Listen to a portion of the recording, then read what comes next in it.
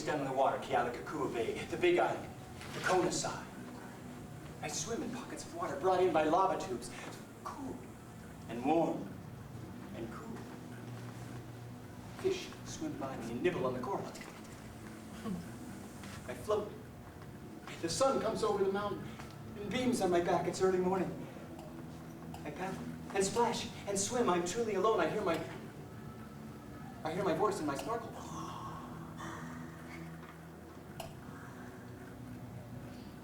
Suddenly, a movement catches my eye. The dolphins.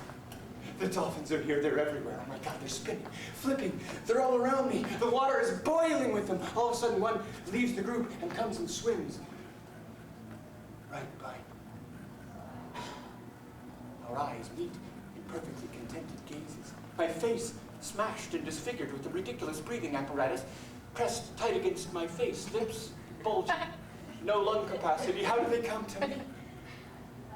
I call out to them through my heart, and through their silvery, perfect, shining, glistening, shattering bodies, they speak to me of their wisdom and their incredible joy. They dive and float and spin and twirl and sing. Their tiny black eyes meet mine, and we see together our lives are one. We are instant friends. We see beyond the oceans, beyond the physical differences between us. He glides by me and goes down, and I do the same. He swims right next to me, so close to me.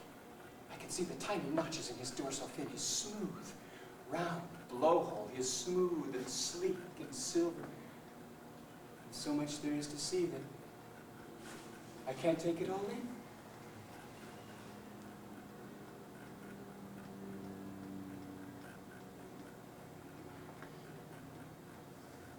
We swim.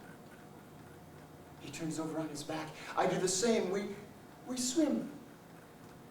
Inverted. Inches away is his smooth belly, his sinewy, strong middle. He leads the dance in the warm, intoxicating water and begins a spiral upward. And we twist around each other's bodies like sensuous lovers, graceful, silent.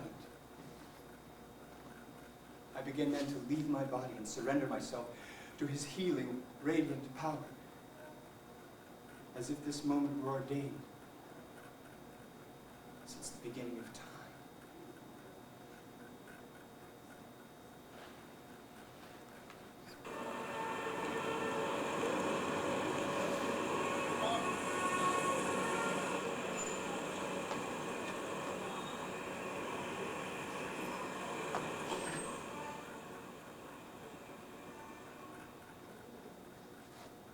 I entered the front door of the crematorium. And this woman came through the door, and she said, "Yes, may I help you? Hi, my name is Bill Robeson. I'm here to pick up my father's ashes, Ray Robeson. Just a minute, please," she said, and disappeared through a different door. The swishing of her pantyhose and the clicking of her heels on the cold tile floor were the only sounds I heard in this cavernous room of death. There are dead people here. In this building. And back in the back, the lady with the fat thighs is bringing me a little white plastic box with my dad inside. I remember going to Monty Van Boeven's house and knocking on the door and saying, "Look, I can tie my own shoes." I was 5 years old and very proud. She lived 2 doors down from us on a street that looked like any other street in town. I was the only kid. My dad was 50 when I was born, and I was almost 40, or my mom was almost 40, which was like unheard of in those days. God, my parents seemed so old when I was a kid. I was so embarrassed. I told everybody they were my grandparents. But I mean, you know, we lived in a small town, so who was I fooling? We had no sidewalks in our part of the neighborhood. You kind of had to walk on the street to go anywhere. Mailboxes and houses of cinder block. My parents bought their house in 1962 for $10,000. And I lived in the back bedroom of my parents' tiny house. There was these high windows, and there was a closet and a bed, and it was cinder block walls. And these windows had blinds on them, so you couldn't. I mean, I had a view of the alley and the next door neighbor, so didn't have much of a view anyway. I think I looked out of those windows like 3 times my whole childhood. My room was blue. It was always blue. Light blue, medium blue, sky blue. Later it was dark blue. Not a warm color blue. I don't know why I didn't choose other colors. White would have been nice. It was just a blue room. I'll never have a blue room again. The bathroom was yellow. Yellow like BS yellow. I mean, it wasn't even like sunflower yellow. It was emergency flasher, school bus, signal flare, bright yellow bathroom. And one year I went to paint my parents' house. And I went to paint the bathroom. And my dad said, oh, you don't have to worry about that. Don't worry about that. We'll just leave that alone. No. No, we're painting it. Yes, we're painting it. And we're not going to paint it yellow. We're going to paint it white. We're going to paint it white. Off-white, eggshell white, with a really, really creamy, light white. White. And I painted it white, and the room got bright and cheery instead of yellow, where you look at yourself in the mirror and go, God, I'm yellow. I look like a taxi cab. Both doors are. My ears stuck out. The kids at school called me Radar. Also flaps, cymbals, monkey ears, elephant ears, everything, every reference to things large and rounded, cylindrical and flat. The kids on the Indian reservation, however, they opted for the more poetic bird. You see, I didn't hate my looks. I just, I wanted to be something different from what I was. I wanted to be handsome. I wanted to be dashing and handsome. I wasn't. I was just, not. I was a funny-looking kid with a shaved head and the big ears and the body that looked like a question mark. One year, I went to church camp, and everyone there had a nickname, and my nickname was Ears. But for the first time, I thought, Ears? That's pretty cool. Ears. Ears. Hey, come on, Ears. Let's go. Ears, come on. Let's go. What are you waiting for? Ears. Ears. It gave me an identity. They took the perceived difference and made it acceptable. Not just acceptable, but celebrated. I loved it. I wanted to be called Ears forever after that. But one year, that summer actually, my mom asked me if I wanted to get my ears surgically pinned back.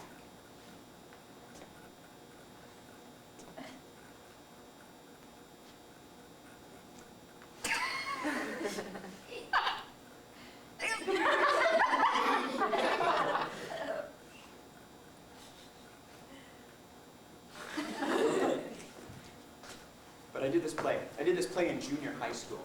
And I still remember the name of it. It was called Spoofy Doof's Funny Bone. And I played Carbuncle.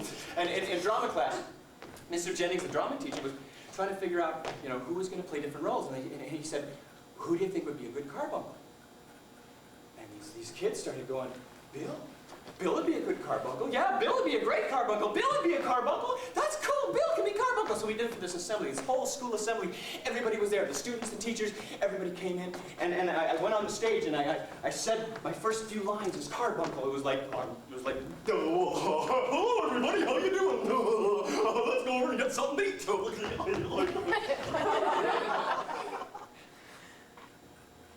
And I heard this sound. I will never forget. Laughter. At me. And all those people out there were looking at me and laughing and smiling. I'm saying, yeah, that's it. And in the hallway, kids who didn't even know who I was came up and congratulated me, and even the ones that picked on me. And I thought, this is great. And my parents, my mom and dad after that were so supportive. They came to all my shows in high school and college. We realized, this is kind of what I was going to do. But, as a kid, my dad My dad tried to teach me his art, drawing, oil painting, woodworking, but it didn't take. And him and I never sort of bonded on that sort of father and son, yeah, pull my hair, yeah, I kind of, But we bonded on a comedy level. We both liked comedy. He liked, broad, physical, crazy kind of comedy stuff, And later we laughed. We laughed at the fact that everything I used to do to get me in trouble as a kid, now people pay me to do. He was very proud. One time I came home from a rehearsal, and I checked my messages.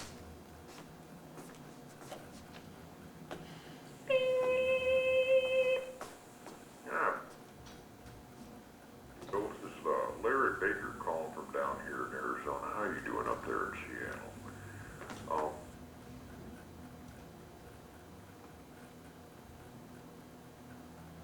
Larry Baker was my parents' minister down in Arizona. Larry Baker never called just to see how I was doing up here in Seattle.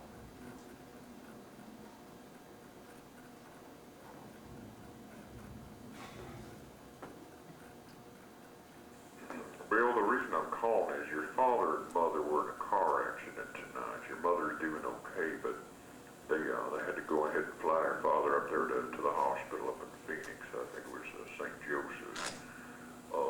We got your mother over here at the house right now with us at your parents' house. Harold, your father's cousin Harold, and his wife are here, and they're going to go ahead and stay here at the house and take care of her tonight. But Bill looks pretty serious. I think you better, if you can, I think you better get down here as soon as you can. And give me a call, when you get this message, okay? My number here, if you don't have it there, it's 602-836-7339. All right, you take care, Bill, okay? And we'll talk to you real soon. All right. Okay, bye-bye. God bless you.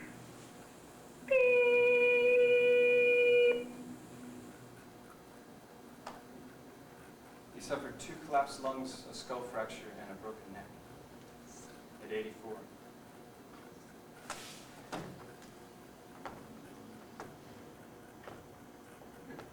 As he lay in ICU with his body naked and puffy, filled with tubes, breathing machines, my mind became numb as I saw his automatic breath, his horseshoe-shaped head injury, and his metal neck stabilizer screwed into place by bolts anchored into his skull. He fought bravely for 45 days until he could no longer fight. I think he struggled on for the sake of my mother. He was her guardian, her cook, her nurse, her source of laughter and companionship. I mean, he adored her with a love and an adoration so deep that he gave up all he had to care for her, to make sure she was as nurtured and as comfortable as possible. God, he loved her so. His love shone out of his light blue eyes like a beacon so strong that all who knew him were touched from the glow of his face. It happened when he spoke of me, informing total strangers in detail the continuing progress of his son, the entertainer. And every day for 2 weeks, I would pick up my mom in Casa Grande and take her to Phoenix, drive her the 50 miles, and see my dad, and then drive back. I'd put her in the wheelchair, and I'd cruise up to the bed, and there lay my dad, unconscious, drugged, tubes everywhere. And all this time, I'm dealing with doctor bills and insurance policies and police reports and banks and lawyers, and I'm thinking this is the right thing to do. But it's not doing me any good, and it's just making her sick and weak and exhausted. She was born with bad hips. All through childhood, always in and out of the hospital. They lived a good Christian life. I mean, she was always involved in church activities, and she always smiled. She had these sparkly, beautiful blue eyes, and she smiled and laughed like Nothing was wrong, but she had to be hurrying. And she didn't get around much. She never drove, but I mean, she was an English teacher and a librarian and a bookkeeper. I mean, she was more organized than God. I think when she died, she became his personal secretary. But every Sunday, Ray and Gertrude would take me to church.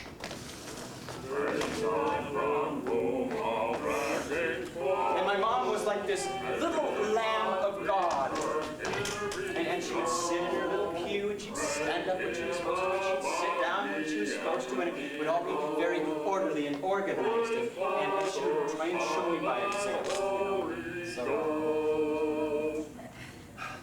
I believe in one God, Father Almighty, make heaven and earth, and in Jesus Christ our Lord, the only begotten Son. I believe in the Holy One, all I believe in the remission of sins and the life of the everlasting. Amen. And close the book. And you may stand up, and you may sit down, and then you may say hello to everybody. And then the choir would sing, and then the organ would play, and then the collection plate would come around, and then you recite something. It's 237. And then you'd stand up and sing another song, and then sit down, and then the minister would talk for a really long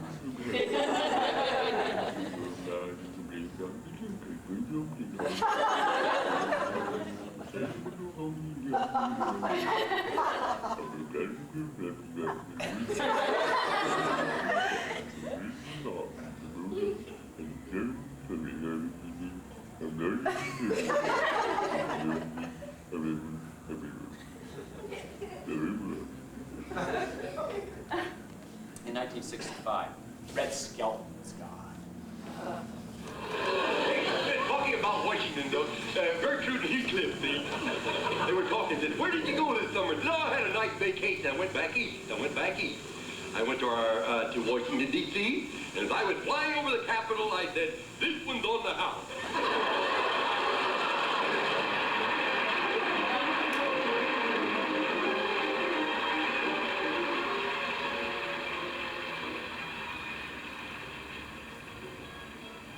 I loved watching Red Skelton with my dad. So anyway, I took my dad's white plastic box and I put it on the seat beside me, and I thought, oh no, that's not going to work. I'm going to hit the brakes and it'll fall and tumble onto the floor and then break open and all his ashes will be strewn all over the place, and I'd have to drive to a car wash and get one of those great big vacuums and just suck up my dad. You know, I didn't want his ashes scattered all over in the car wash vacuum. I asked my dad, what should I do with them? Should I keep them? And knowing me, they'd end up under the sink. But she said out in the desert where my dad loved to go to collect rocks and sticks and arrowheads and cool little things to make in the yard would be the place. I mean, he was an artist. He painted movie marquees when he was younger. You know, later he worked in a cabinet shop. He made solar ovens. You know, he made bolo ties and little wooden figurines and caricatures. But he had this crippled right hand. I suppose if I told you how this happened, when I was a young boy, I was crank starting one of those Model Ts, you know, like they do, and it backfired and hit my hand and broke all the bones. And they took me into the doctor to get it fixed, but I don't know, he was a quack or a drunk or something on drugs. He set the bones wrong. And they had to go in and re-break it and reset the bones. And by that time, the nerve damage was too great. There was nothing we could do. No, those weren't in the days when you could sue doctors.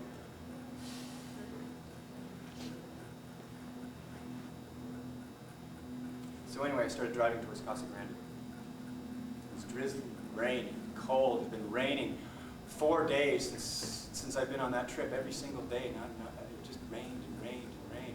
And I was driving from Phoenix to Casa Grande, and right before I got to town, I turned off the freeway and got onto this little bumpy dirt road that went down for a long ways and just sort of ended at a barbed wire fence.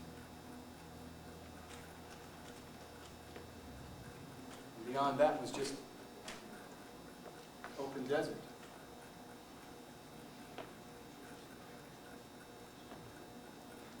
struck me how quiet it was. I always loved to go to the desert because of how quiet it was. One night, I'm home late. I'm up late as usual, and I'm home there with my mom. And all of a sudden, she gets up and comes out. It's like 3 o'clock in the morning, and she comes up and sits down on this chair. And she has this little glass, and she's throwing up into it. And it's like saliva mixed with coffee grounds. And I'm like, what is this? Are you okay? She goes, "Whoa, this happens all the time." And I said, "Well, it's 3 o'clock in the morning. This is not normal." "Well, it's normal for me." "Well, it's not normal for me, and I want you to go to the doctor. I think that you should go to the doctor." No, I won't go." "Mom, I want to." "No, I won't go. I won't go to the doctor." Listen. Mom, either we put on your shoes and your clothes, and we go, and I take you to the emergency room, or they're going to send an ambulance, and they're going to come and get you. Okay? Now, either way, you don't have a choice in the matter. So I took her to the hospital, and they brought her out in a wheelchair, and they laid her down, and they gave her something for her stomach and something to help her sleep. And the next day, the social worker called me and told me that the best thing would be to put her in a nursing home. Someone else said that to me. Somebody else said, "This is what she needs. You can't take care of her." So 3 days later, she went into the nursing home and lived there until she died. 3:30 in the morning, she left her house. She never came back.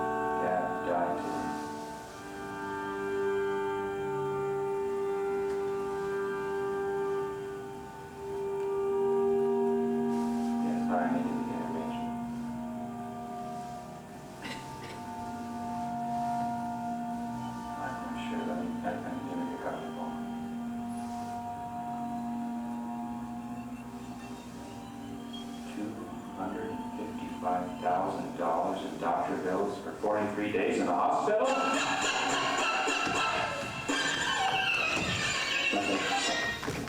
Okay, the first thing you need to do is get the power down. As my mother has dementia, doesn't seem to know much of anything. She can't remember what you did at all. I'm doing everything. I don't know about the rest. Yes, my father has a living will. My mom too. Everything's pretty bad. I've got an answering machine. I'll be in town a lot. Here's the deal. My mom's in a wheelchair and is very sick, and I'm spending a lot of time still taking care of her. I can come in around 2 o'clock and go ahead and get her. Yes, Mr. Robeson, I'm sorry to tell you, your father passed away this morning. We do need to be careful. Well, Mr. Robeson, this is the Lions Eye Bank. Your father was on our list for the organization. Here's how this works. You need to cash in all of their insurance policies, savings accounts, checking accounts, bonds, trust. You'll need to sell them. All of this money will then be used when you have less than $100,000 net worth alone, and then you apply for state nursing. No, State Farm, and insurance. Hello, Valley National Bank. I'm federal credit. Yes, I need to put a house on the market. Yes, we have a soon price. She's very high quality. No, I don't have a receipt for the wheelchair. Yes, the car was a total loss. Yes, you need that check right away for the assessment. I've been rejected. She still has too many assets. Christ, I don't care how much you get for the house. I will never see the money. Just get rid of it. That would come for your permission for the use of restraining straps for your mother. She needs to be restrained right now. She just gets up and walks around. This is the fourth time. Yes, hi, I need to put an ad in the paper for a yard sale. Yes, I need to clean out my parents' entire house. I have 11 days. Excuse me, why the hell are you knocking on my door at 6 o'clock in the morning? The ad says 9. What are you doing? $4, $5. No, I'm doing this all on my own. No, I'm not married. I get out a girlfriend, but she left me the house. $42,000. Hello, this is William Robeson again. Yes, I just turned down $73,000, and I got another rejection because she still has too much money.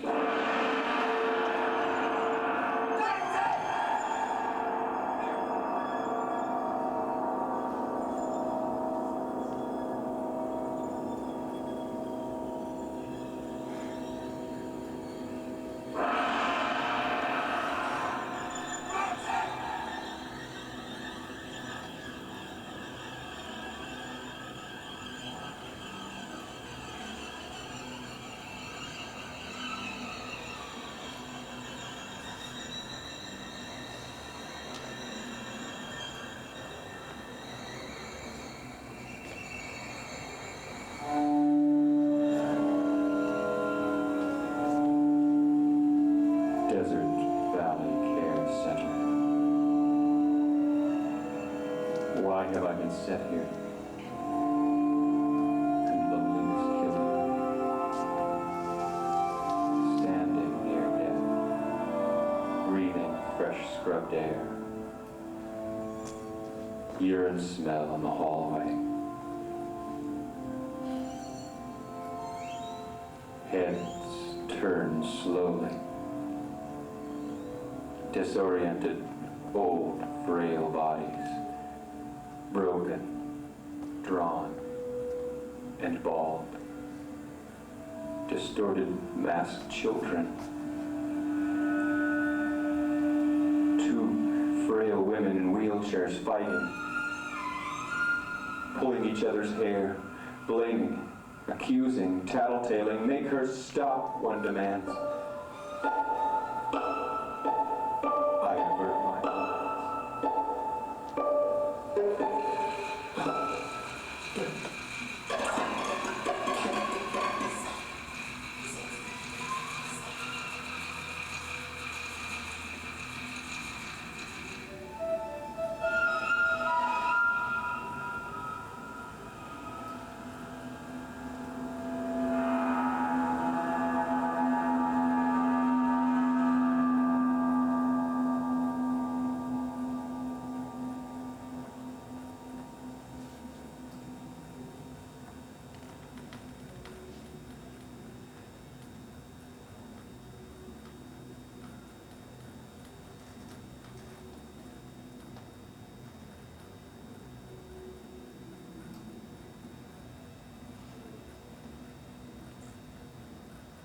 She sits alone. Old, frail, transparent skin with blue veins like viscous ropes of blood and weakness. Terrified eyes, cracked, dry mouth, fingers once nimble and swift, now shake and clench and contort, echoing the blind anger of this fucking body that won't work and never will. Damn it! She wrestles with her snot-soaked Kleenex to unfold it to blow her nose. Come on, come on, come on! Her neck and jaw contort into a grimace of agony and fury and atrocious indignation that she is still alive. Her eyes that once twinkled with mirth and laughter, blue and sparkly, now terrified, searching lasers of force and fear.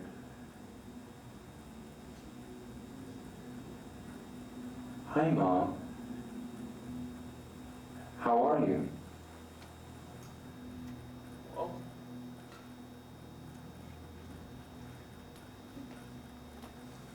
falling apart, bit by bit, piece by piece.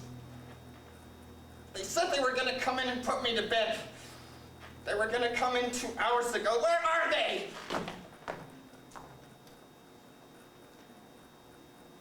She looks up to see me with no recognition. She thinks I'm her brother, her husband, an orderly, a nurse, a stranger.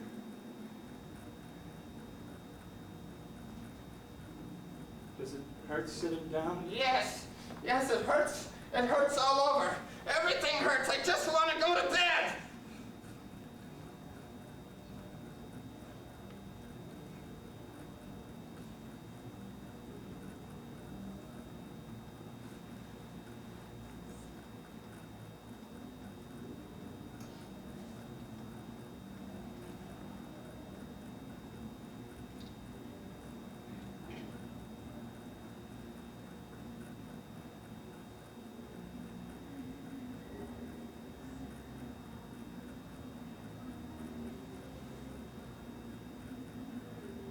Someone painted my nails. Why? They don't even look like my hands.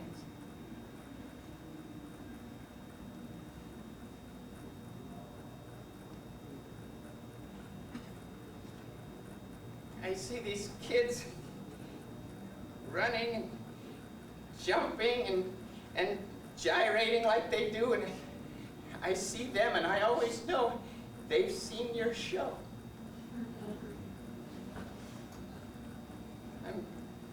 I'm glad you're doing everything that you want to do, and I'm happy that you're doing what you want to do. And you're happy doing what you like to do. I see these kids. She says the same thing over and over again every visit. And I always listen and respond like it's the first time. She hates the cafeteria, she says, with all these old people, with food dribbling down their chins. My God, they can't even feed themselves. Why do they keep these people alive? They're not good to anybody. If I ever get like that, just throw me out in the back with the dogs. I don't know what to do. Every time I come in, it's the same thing. I never know what to do. God damn it. How dare you fall off the face of the earth like a goddamn 3-year-old in a 75-year-old body.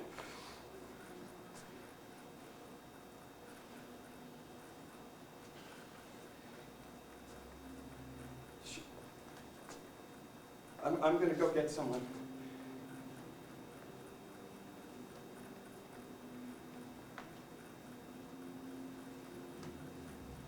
Standing behind my mother.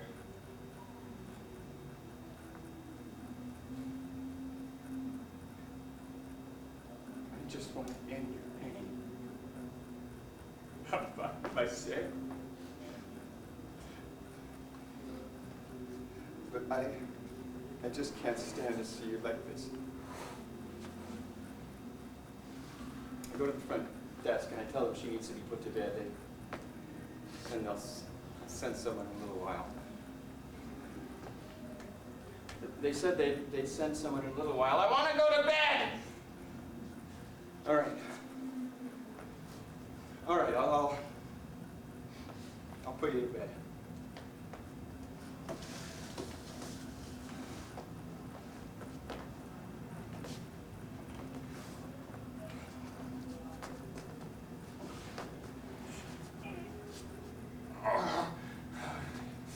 You smell Peter Pants ugly. 5 feet tall, but you weigh 5 tons. Come on. Dad, wait. Slide your thick little body over onto the edge of the bed. Lift it up, slide it up onto the edge of the bed. Jesus, don't drop her. Just don't drop her. Oh, God, Jesus. Oh, God, one fall and both of us would fall on the floor, breaking arms and hips. Oh, God, you're a Looney Tune. You're just yelling and grunting and cussing. You have no idea who you are or who I am or who you are or where you are. You just...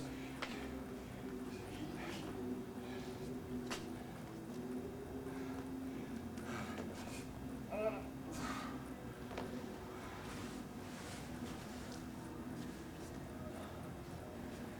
put her to bed.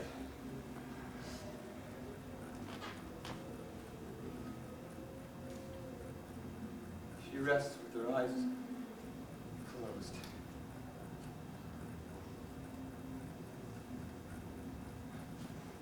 And then the nurse comes in, tells me she needs to go eat in the cafeteria. I know. I just put her to bed. She hurt. Big nurse. American Indian woman. Sweet face, fleshy face. Childlike. Peaceful. She saw the anger and the sadness and the terror in my eyes. She smiled.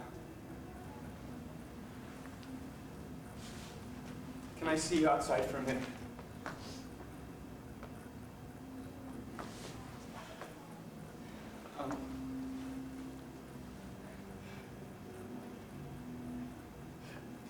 That's not my mother. That's a person. I don't know who that woman is.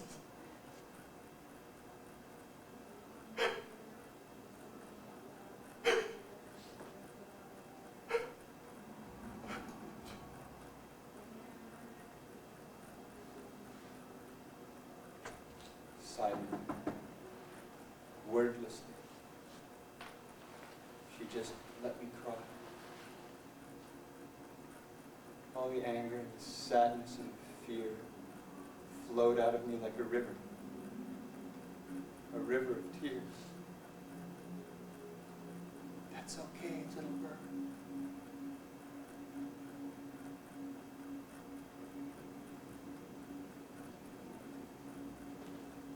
I think I just let you have some time with her. No, please.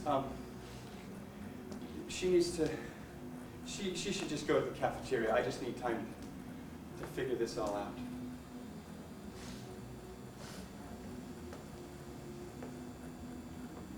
I went there that day to tell her it was okay to go.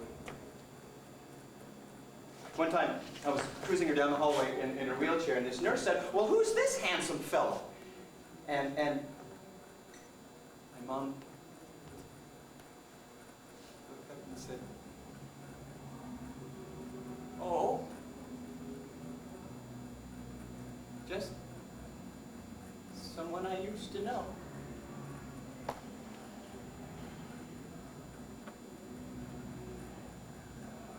And this was like 6 months after my mom had gotten to the nursing home.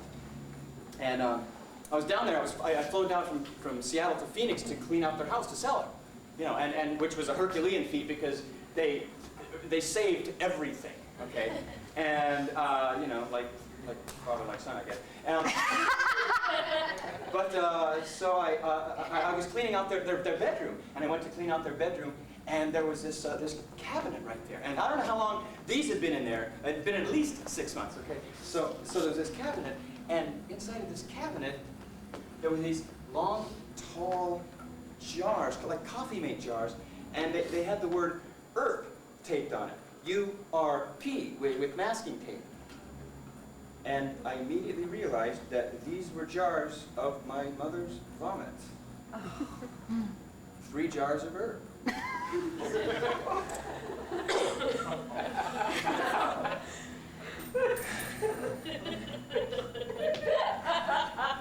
And I never realized what it was like for my dad to take care of my mom at 84 years old. I mean, we talked about it, you know, I asked him, but he never said anything, you know, we never really connected, you know, on a heart-to-heart, soul-to-soul level. It was always awkward and sort of uncomfortable. And one time I had a dream that he came back and was standing in this doorway, and I said, "Oh my God, where have you been?" And we hugged, and it was just, he hugged me back so hard. It was just hugged tight.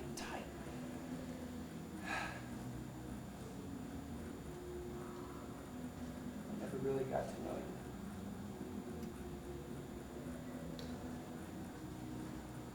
I never knew how much I loved you.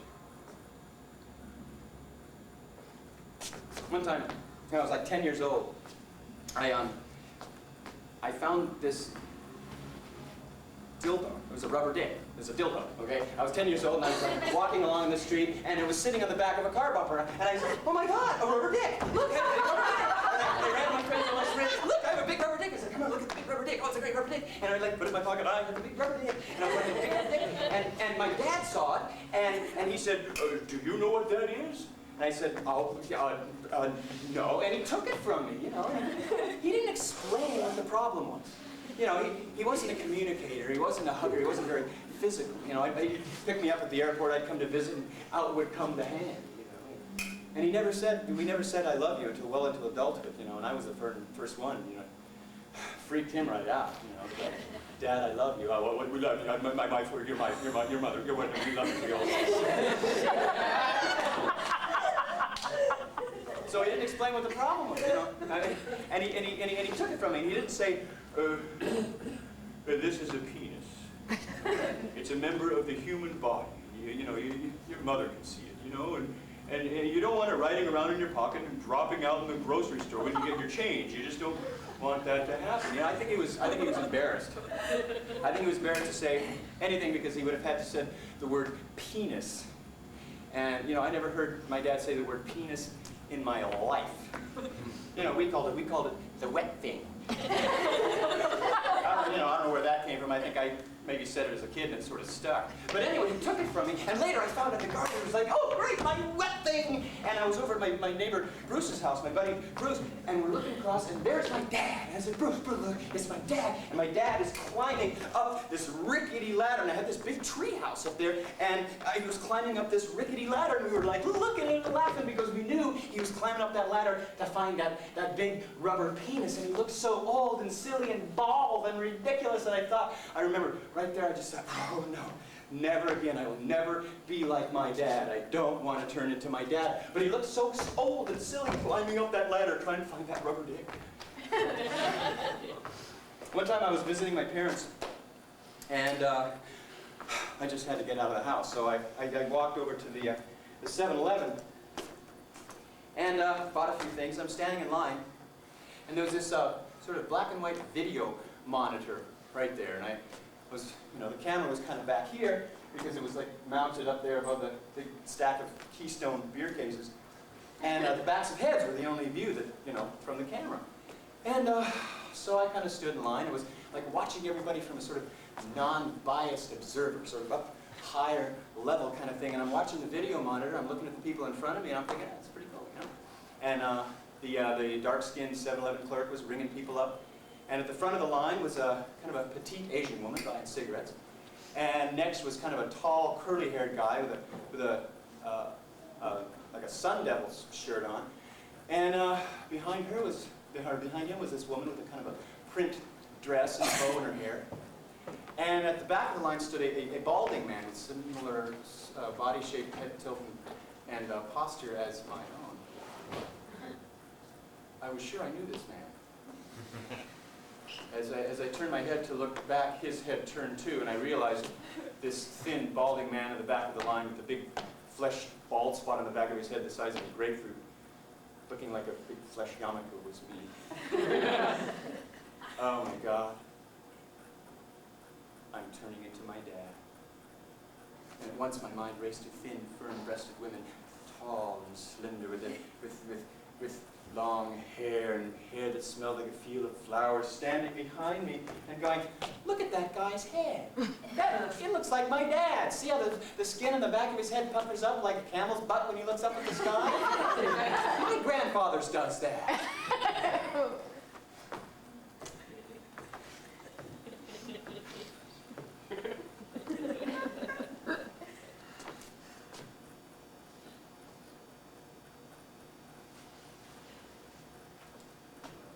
So I took my dad's white plastic box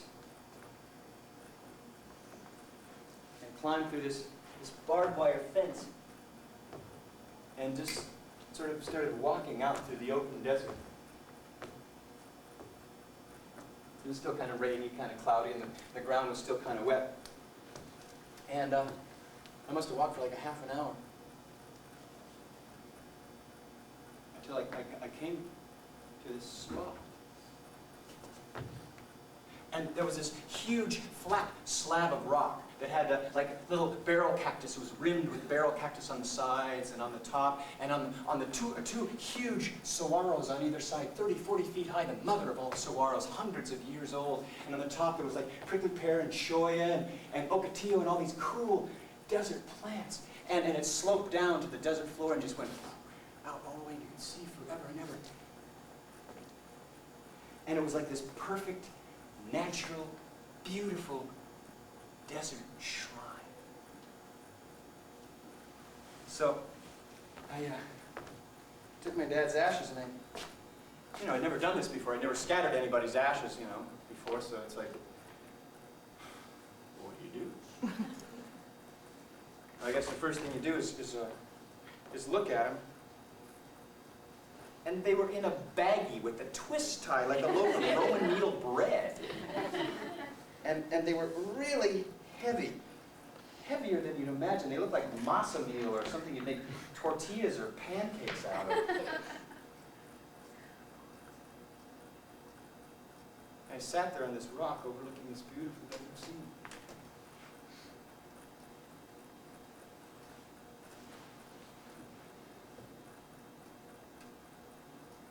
Okay. I love you.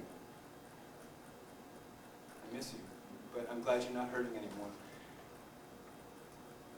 Mom's taking care of, everything's all right. Thanks for being my dad.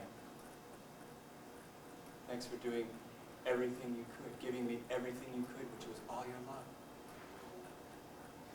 You did your best. Your very best. And as I sat there, talking to my dad, I looked up, and the clouds broke open, and the sun came out. And it just started beaming, literally, in this little square quarter-mile area. And it was this jackrabbit.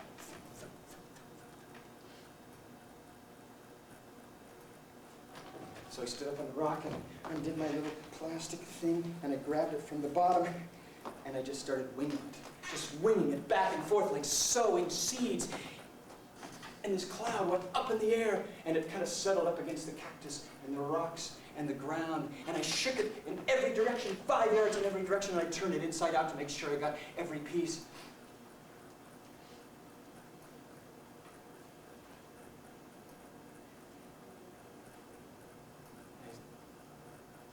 I took this moment to acknowledge my dad, my mom, the universe, their lives, my lives, everything mixed together. And I didn't notice it at first, but these big, huge, fat raindrops started to fall. And they would hit the ashes, create this little dust cloud. And this little rivulet would form, and it would roll off the rock, and these small little rivulets would continue to roll and roll off the rock more, and then it started raining more and more. And as I saw, I needed to go because it was like raining really hard, but it started to turn into mud, and its mud washed off on the rock. And as I was leaving, I realized I knew that the earth was taking him back.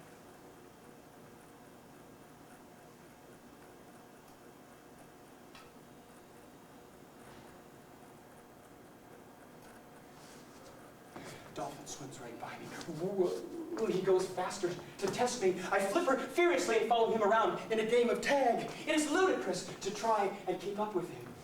How can you compare the underwater mastery of speed, agility, strength, stamina, and intelligence to my own?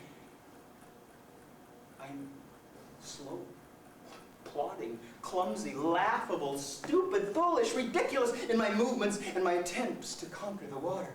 But he is a patient and loving teacher. He pulls me to my limits, but doesn't ridicule me. He teaches me maneuvers, but is always accessible when I flounder. He knows we can communicate, however new our relationship. We trust.